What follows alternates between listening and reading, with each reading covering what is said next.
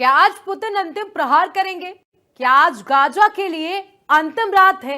ये सवाल आज क्यों खड़े हो रहे हैं आपको बताएंगे, क्योंकि दोनों देशों के बीच महायुद्ध लगातार छिड़ा हुआ है। क्या है पूरा मामला, इस रिपोर्ट में देखिए।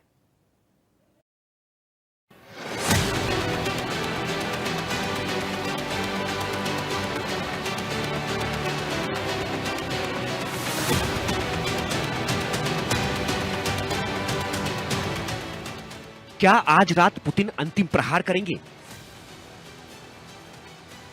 क्या आज ही परमाणु हमले का सिग्नल देंगे?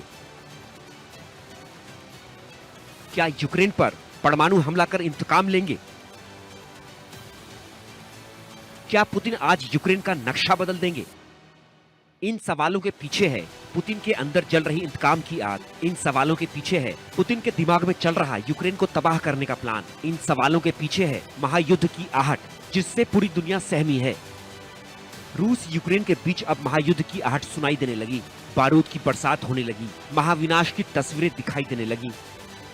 इंतकाम की आग में जल रहे पुतिन ने आखिरी कसम खा ली है कि महाविध्वंस करेंगे, यूक्रेन को भस्म करेंगे। जंग के 3.5 साल में जो नहीं किया, अब वो प्रहार करेंगे। जेलेंस्की को सबसे बड़ा जख्म देंगे।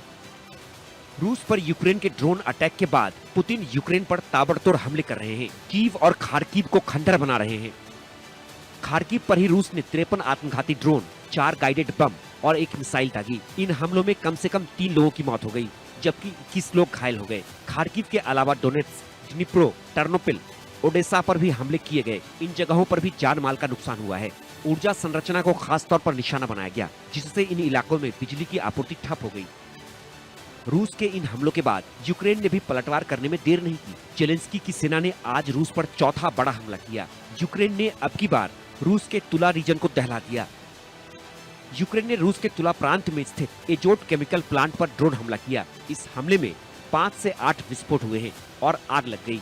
यूक्रेनी ड्रोन लगभग 380 किलोमीटर अंदर घुसकर गए और रूस के तुला में तबाही मचा दी।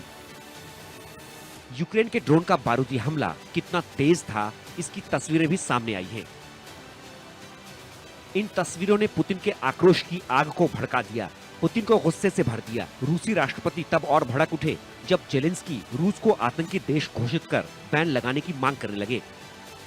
यूक्रेन ने अंतर्राष्ट्रीय समुदाय से अपील की है कि वह मॉस्को पर और सख्त बैन लगाए।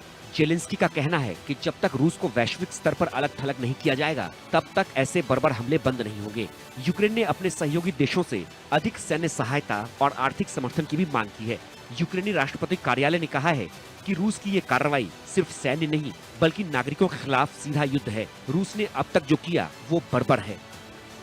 जेलेंस्की के इस बयान ने पुतिन का पारा और चढ़ा दिया। यूक्रेन के ड्रोन हमलों ने पुतिन को विनाशक हमले के लिए मजबूर कर दिया। पुतिन ने 2 टूक कह दिया कि वो यूक्रेन से बदला लेकर रहेंगे, यूक्रेन पर सबसे बड़ा हमला करेंगे। लेकिन सवाल है कि पुतिन का वो विनाशक हमला क्या होगा? क्या पुतिन ने तय कर लिया है कि वो परमाणु अटैक करेंगे?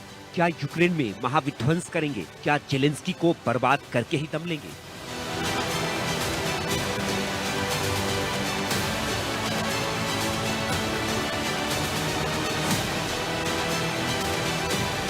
Bureau report, India news.